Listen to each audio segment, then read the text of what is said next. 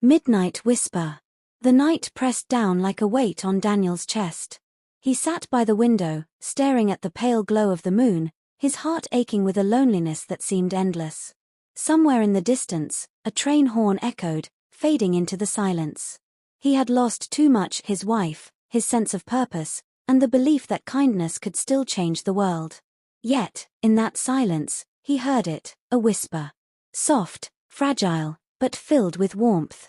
It wasn't a ghostly sound, but something deeper, something human.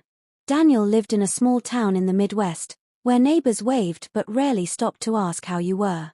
He had once been a teacher, the kind who stayed late to help struggling students, who believed every child deserved a chance. But after his wife's passing, he left the classroom, retreating into solitude. His days blurred together, and his nights were haunted by memories. The whisper came again. Don't give up. He froze, his breath caught in his throat. It wasn't his imagination. It was real. He searched the room, but there was no one there.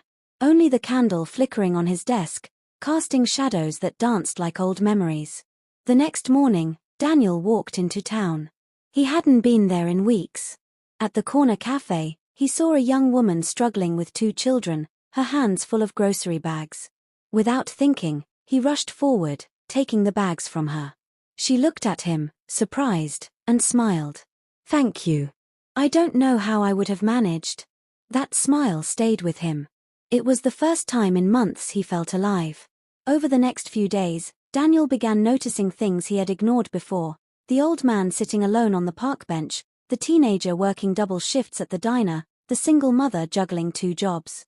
He realized the whisper wasn't just a sound, it was a call. A call to remember the power of humanity, the strength of kindness. He started small. He bought coffee for strangers. He repaired a neighbor's broken fence. He tutored kids at the library who couldn't afford extra help. Each act was simple, but it carried weight. People began to notice. They started smiling more, talking more, helping each other. But kindness is not without trials. One evening, Daniel found himself walking home when he saw a group of teenagers mocking a homeless man outside the store. His heart pounded. He could walk away, pretend he hadn't seen it. But the whisper returned, don't give up. He stepped forward. Hey, stop that. His voice was firm, but not angry. The teens laughed, but Daniel didn't back down.